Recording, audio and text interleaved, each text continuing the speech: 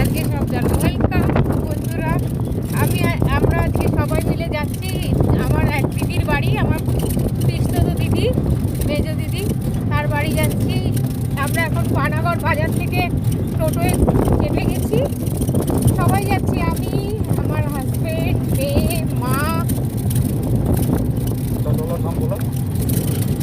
টোটোওয়ালার নাম কি বলবো? এই যে মা, এই যে মেয়ে বসে আছে, এই যে হাজবেন্ড। তাকাও এদিকে,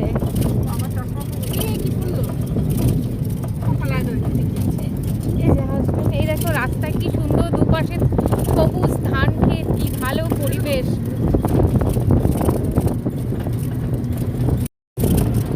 দুপাশে পুরো ধান ক্ষেত, গাছপালা, কত ভাল লাগছে পরিবেশটা। শহরে এরকম পরিবেশ দেখা যায় না। ঠান্ডা ঠান্ডা হাওয়া দিচ্ছে আমরা যে যাচ্ছি।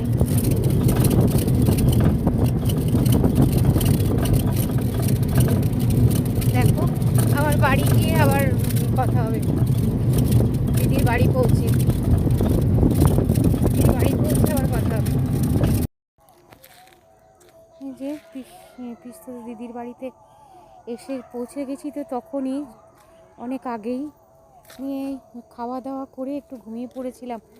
সকালবেলা ওঠা হয়েছে, সকালে বেরোনো হয়েছে, অতটা ভালোও লাগছিল না, তাই ঘুমিয়ে পড়েছিলাম। আমি এখন একটু ওদেরই বাড়ির সামনে রাস্তায় হাঁটছি। দেখো গ্রামের পরিবেশ তো, চারিদিকে গাছপালা ভর্তি, ফাঁকা রাস্তা। আমি আর মা একটু হাঁটছি, ভালো লাগছে।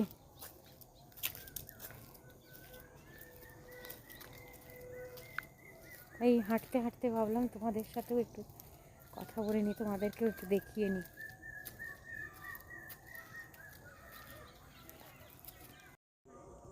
এই সামনে একটা ছোট্ট জায়গায় আমার দিদি কত ফুল গাছ লাগিয়েছে, দিদির গাছের অনেক শখ। দেখো তোমাদের দেখাই।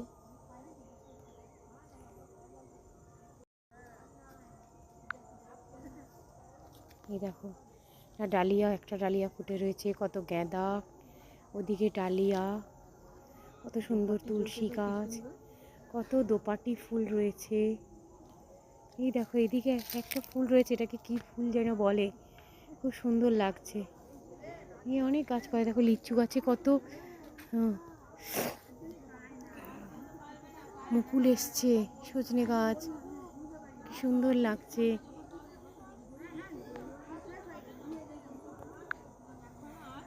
তোমাদেরকে দেখিয়ে দিলাম।